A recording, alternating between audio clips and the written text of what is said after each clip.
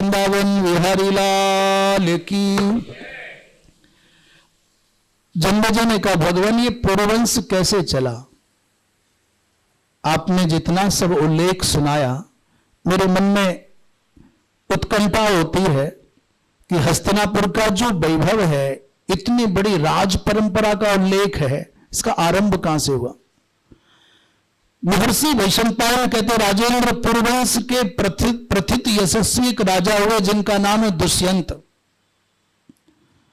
और दुष्यंत जी महाराज एक बार मृगया खेलते हुए महर्षि कण्व के आश्रम में पहुंच गए, जो मालिनी नदी के किनारे बसा हुआ है।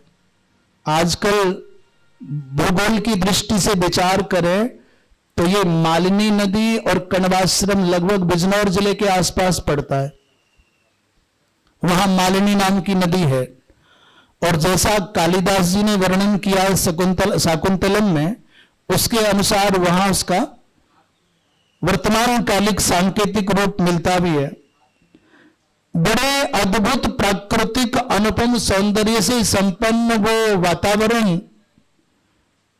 निर्भांत पशु पक्षियों का वो अभयारण्य, बड़े दिव्य दिव्य वृक्ष लताओं से, उन वृक्षों लताओं के पुष्पों से फलों से सुशोभित वो वन प्रांत, और तपस्या के द्वारा उस क्षेत्र में जो अहिंसा की प्रतिष्ठा है, बड़े बड़े महात्माओं के द्वारा जो साधना की गई, उस साधना के प्रभाव से जो वहां के वातावरण में भीनी भीनी सुगंध है। प्रत्येक आश्रम में, प्रत्येक स्थान पर छोटे बड़े यज्ञ कुंड, यज्ञशालाएं, उनसे उठने वाली नित्य प्रातःकाल सायंकाल जो धूम शिखा है, हवन करने से जो सुरभि फैल जाती है, जीवनीय शक्ति का पोषण करने वाले पर्यावरण से विभाषित सुरम्य उस आश्रम में महर्षि कण्व के द्वारा पालित शकुंतला नाम की एक कन्या है। यद्यपि महर्षि कण्व ब्रह्मचारी हैं,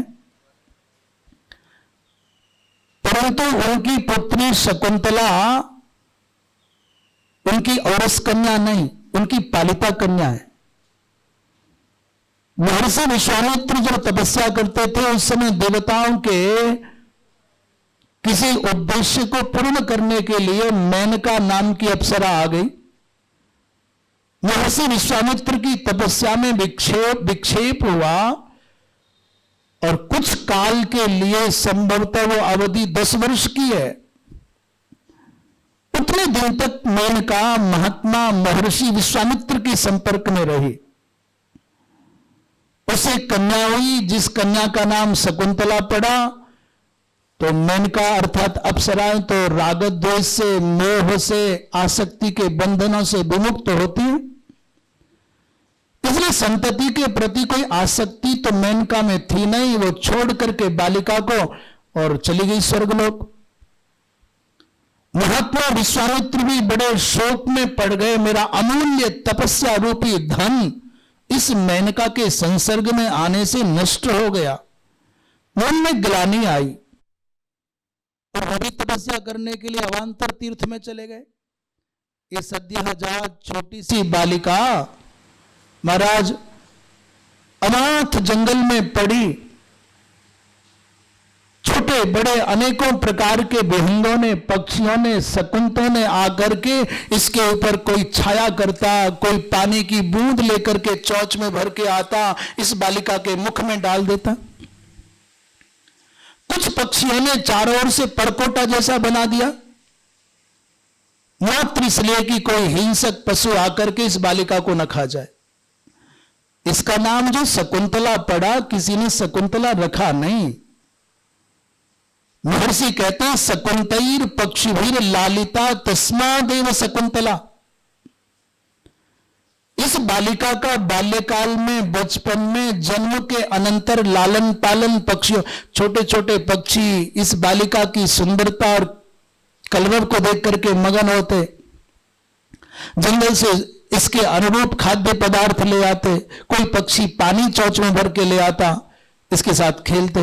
एक दिन महर्षि कण्व की दृष्टि पड़ गई, पक्षियों के द्वारा लालित होने के कारण इसको शकुंतला संबोधित किया, नाम रखा और लेकर आश्रम में आ गए।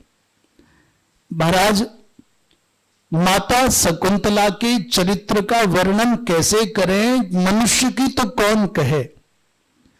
इनके स्वभाव से, इनके सद्व्यवहार से पशुओं को, पक्षियों को तो कौन कहे, वृक्ष और लताओं में भी जीवन आ जाता। मैंने मनुष्यों को, संतों को, महात्माओं को तो अपने सद्व्यवहार से, सेवा से प्रसन्न रखती। आश्रमवासी तो इसके उपस्थिति मात्र से प्रसन्न होते ही होते हैं। पशु पक्षी, छोटे छोटे मृगों के बच्चे शकुंतला को घेरे रहते। अनेकों पक्षी जहां ये जाती निर्भय होकर के इसके समीप मंडराते रहते। आश्रम की गाय, गायों के बच्चे बड़े प्रसन्न, वनस्पतियां, लताएं, वृक्ष सब बड़े प्रसन्न। और महर्षि दुर्वासा का तो विशेष स्नेह शकुंतला को सदा प्राप्त रहा।